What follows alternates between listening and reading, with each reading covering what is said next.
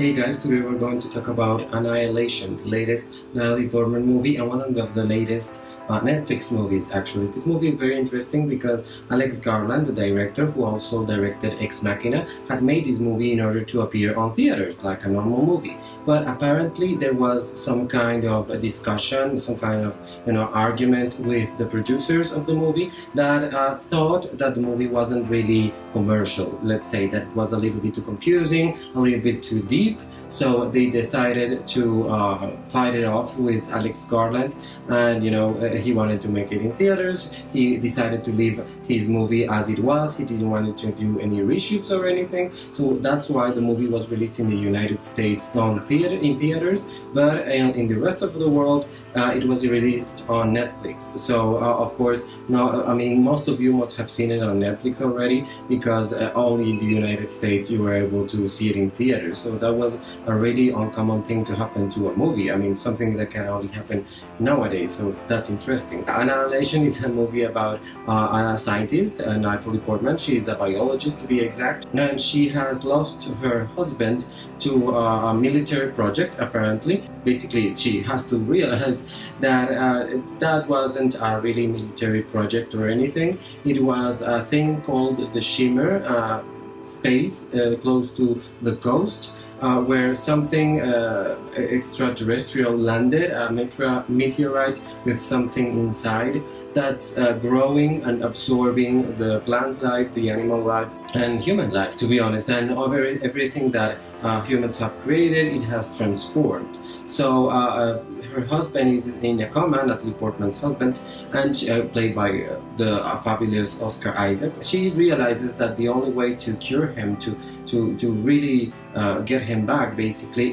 is to enter the Shimmer and discover discover what's at the center of it, and just destroy it or talk to it or whatever she has to do. So she embarks with a team of only women, which is weird because they never really explain why only women. I mean, they show that the team that her husband went in, it was only men, so maybe they chose only women because of that, but it's never really explained, which is kind of annoying.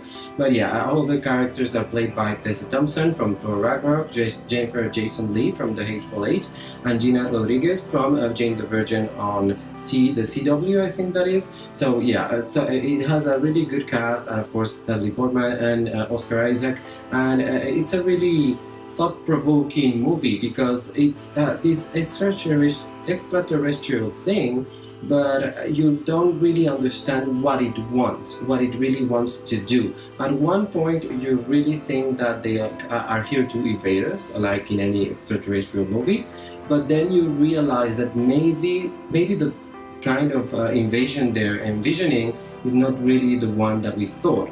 At one point, Natalie Portman's character, kind of a spoiler, but whatever, Natalie Portman's character realizes that they are changing the biology of the place they landed in order to adjust themselves a little bit, and to adjust it to what they think it's the right thing, and they are creating basically new things, and people think that they are destroying the environment, and they are really changing it to something else, to something very, very different that integrates everything at the same time. It's really confusing because they encounter creatures and they found that some creatures have genomes from other creatures, and it's really confusing. And at the end you have this big reveal that I won't tell, but that makes you think that it really is an invasion, or maybe it wasn't. It's really confusing, the movie, and it really lets you think whatever you want. It doesn't really say, oh, it's this, the reality. And the final scene is kind of confusing also, but it's kind of bland because I've seen, I don't know, many movies ending the same way, which is with kind of the blink of an eye, let's say. It's really silly, to be honest. It has been made so many times that you don't really think it's special anymore. It's kind of the same thing again, whatever. But yeah, Natalie Portman's performance in this movie is amazing. Jennifer Jason Leigh also plays a very a person that doesn't have any feelings. Apparently, she's very dry, but she's really interesting. And the other women are great too, especially Gina Rodriguez. She really makes a great, like violent kind of woman. She's kind of a soldier, so she's really interesting because of that. And Oscar Isaac, of course, he's not only gorgeous as fuck, but he's a really great actor in the few scenes that he has, because he doesn't really have that many scenes. So the performances are great, the visual effects are really good, the sound, the music is very special. I don't know if you have seen a movie called Under the Skin with Scarlett Johansson. I don't remember the director of that movie, but I do remember that the composer for that movie was Micah Levi, and she has the music is very similar to the music here, and that movie, the theme of that movie was also about an alien exploring Earth and, you know, absorbing life in certain ways, and the ending there was much more beautiful and significant than in this one, and that movie is much better, to be honest. I mean, Scarlett Johansson does the performance of a lifetime there, but it has many similarities with this one in the kind of you know, the aspect of the extraterrestrials and the tone of the movie, which here is very philosophical at some times, and it can be annoying at times. You really want some action, and there is action, but there's not enough action, to be honest.